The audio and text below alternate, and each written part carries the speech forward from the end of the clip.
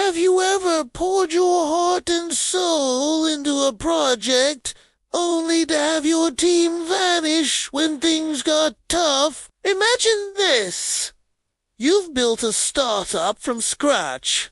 A dream you shared with your co-founders. You've worked late nights, skipped weekends, and finally, you're on the brink of launching. The excitement is electric. Then disaster strikes.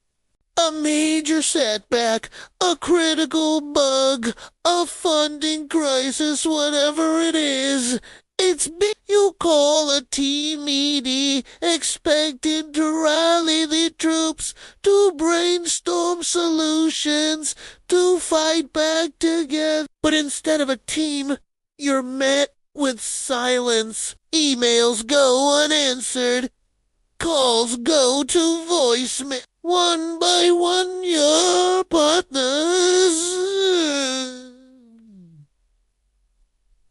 the people you trusted, quietly back away.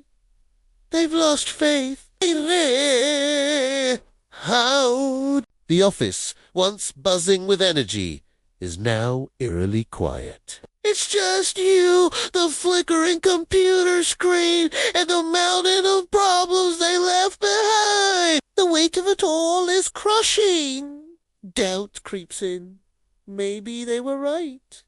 Maybe it's impossible. It would be so easy to quit, to just lock the door and walk away. Anyone would understand. But for some people, quitting isn't an option. This is the story of someone who, when faced with that deafening silence, didn't crumble. Instead, she got to work. Her name was Clara, and her startup was an innovative language learning app. Her two co-founders, both brilliant coders, were the technical backbone of the company. Just weeks before launch, a competing app with a massive marketing budget hit the market. It was the Goliath 2 there, Davey. Panic set in. Clara's partners saw it as a death sentence. They declared the project a failure and walked away, taking their expertise with them. Clara was left with a half-finished product, a dwindling bank account, and zero technical support. The silence in that office wasn't just an absence of noise. It was the sound of a dream dying for a full day. She did nothing. She just sat there, staring at the whiteboard filled with their now broken plans. She let the anger, the betrayal, and the despair wash over her. But as the sun set, something shifted. A tiny spark of defiance flickered to life. They thought she couldn't do it alone.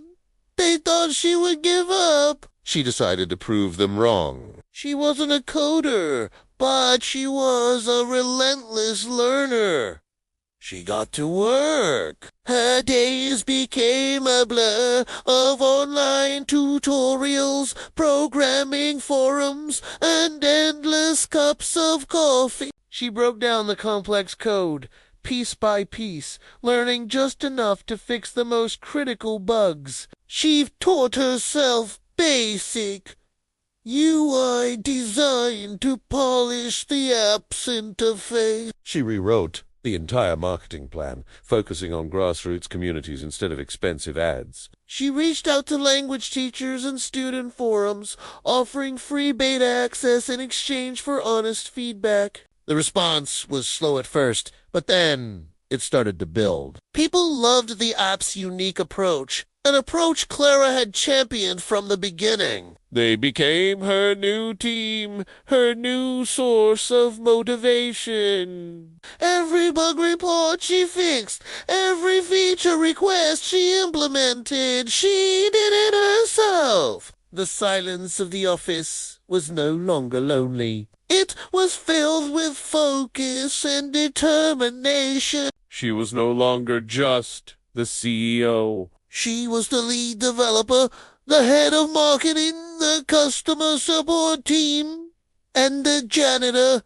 6 months later, against all odds, Clara launched the app. It wasn't a huge, splashy launch. It was quiet, just a post on a few online forums. But the community she had built was ready. They studied it, they reviewed it, and they championed it. The app started climbing the charts, not because of a big budget, but because it was a product built with pure passion and resilience.